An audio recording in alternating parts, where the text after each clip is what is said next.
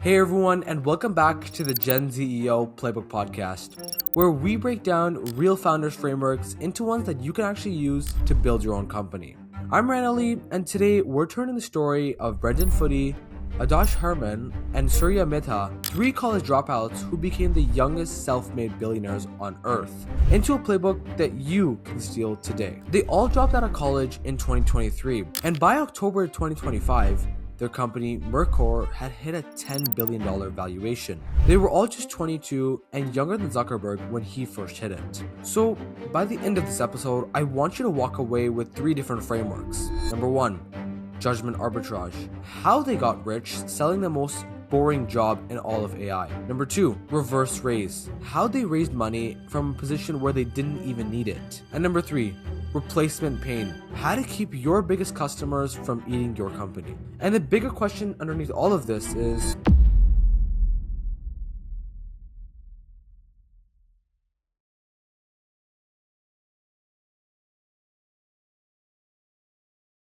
if three 22-year-olds can build this in 2 years, the lesson isn't be a genius, it's they pointed at something specific, so what did they point at and can you? Judgment arbitrage, selling that boring layer. Alright, so I want to jump into the company first, right? Because most people get that part wrong.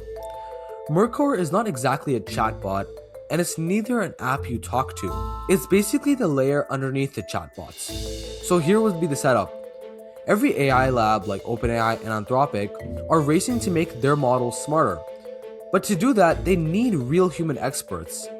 Bankers, lawyers, doctors, engineers, people who can show the model what good in the world really looks like and catch it when it gets wrong. So Mercor basically connects those experts to labs. Reportedly, their clients include OpenAI, Anthropic, and 6 of the 7 biggest tech companies in the world. So here's the founder's insight, and it's basically the whole episode. Footy describes the future like this. Soon, every job gets taught to AI, the way a pilot learns to fly in a flight simulator. Give the AI a task, let it try, score the attempt, and repeat it until it's excellent. And then he says the key thing. The hard part isn't the task, but the hard part is the scoring. Because to grade whether an AI did banking correctly, you would need a real banker.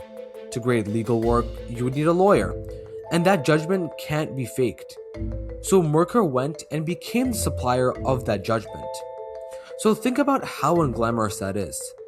It's not a viral consumer app, it's coordinating tens of thousands of experts to basically grade AI homework. Nobody wanted to own that, but everybody needed it. So from the outside, this looked like, oh lucky, rode the AI wave.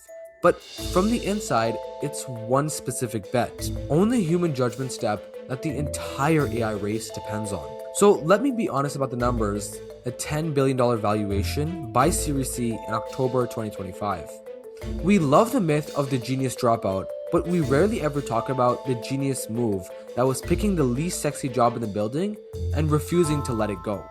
So basically the play, I want you to find a step in a hot market that still needs a human expert and become the supplier of it before anyone bothers to. Step 1, find the human bottleneck. Pick a workflow everyone's racing to automate, and I want you to find one step that still needs a real expert to say yes correct or no wrong to, because that gap is your opening. Step 2, become the supply and not the app. Don't build the flashy thing on top, become the boring thing that the flashy thing depends on.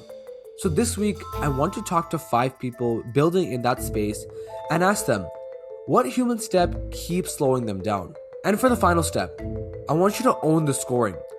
Whoever defines good owns the standard. So build the benchmark, the rubric, and the grading system. That's the hard part to rip out later. Reverse raise, money from a position of power. So I want to talk about how they actually raise the money now, because this is the part that gets copied wrong constantly. Most founders decide to raise when they're desperate. They're out of runway, the idea is unproven, and they need a check to even find out if it works. That's the weakest possible time to negotiate. So Mercor did the exact opposite. They got real revenue first, then they raised. And by their Series C, Footy was basically saying that they didn't need the financing at all. Every round had become an offer that they could just take or leave, not a lifeline that they needed to chase. And that changes everything about a fundraiser. When you don't need the money, you control the terms, less dilution, and then this is the part where people miss. You get to pick your investors. Early on, they got people like Peter Thiel, heavy hitters who came with more than just cash. And that's the difference between raising to survive and raising to accelerate. And look, I know what you're talking. Rayan, I don't have $1 billion revenue, so this doesn't apply to me. But it does. The principle scales all the way down. Everyone treats fundraising as a milestone, but it's not. Fundraising is the moment you find out how much leverage you actually build before you walk into the room. Step 1, get to the proof before you get to pitch. If your model lets you charge money early, do it. Even a small amount of revenue flips you from trust me to look at this. And some models can't. But if yours can, make sure to use it as your fundraising tool. Step 2, raise the round that you don't need. The best time to raise is when you could keep going without it. If a check would accelerate you, but you're not dying without it, that's leverage. And the final step, pick people, not just the money. Once you have leverage, make sure to choose investors who open doors. Customers, hires, credibility, not just the highest number, but a good early backer is a co-founder that you don't need to give equity to. Reverse raise isn't a flex about big rounds, but it's about never rising from a place of fear. Replacement pain. Don't let your customers eat you. Okay, so this is the part that keeps the episode from being a hype video. Mercor has a real structural problem, and it's a great lesson, so stay with me. Their customers are AI labs, right?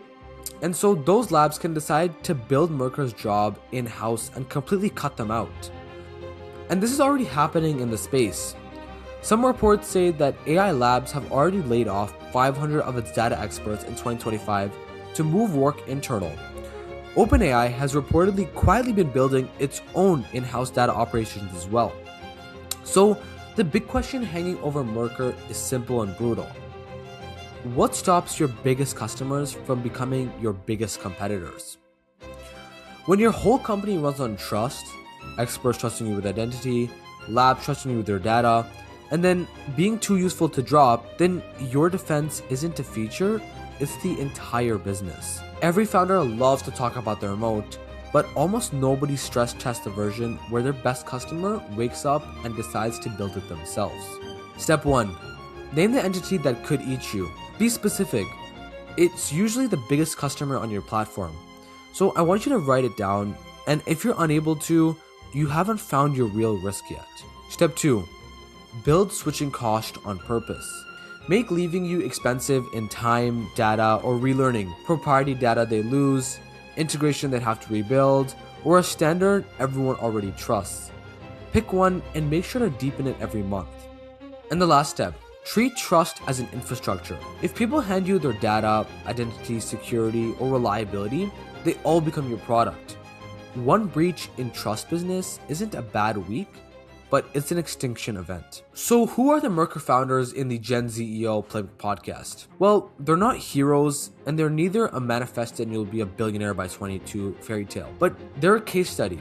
3 founders who pointed at the most boring layer in AI, raised from strength instead of fear, and are now fighting to stay too useful for their own customers to replace. So the playbook for us is simple. Steal the systems that work. Judgment arbitrage, reverse raise, replacement pain. Question the young genius myth. Their move was the position they picked, not their age. And make sure to build something that's still standing the day a bigger player tries to copy it. One honest note before I go, the Mercor founders are famous for never taking a day off. And that's not a flex it gets sold as. Burning out at 24 isn't a strategy, but building the company and the version of you that's still around to run it. So if you found this playbook useful, subscribe. It's free and it helps out a ton, and you get the next breakdown the day it drops. Make sure to drop a comment with one boring layer you think is up for grabs in 2026, and I'll make sure to read all of them in a future episode. Once again, I'm Rayan Ali. This is the GenZEO Playbook Podcast, and I'll see you in the next episode.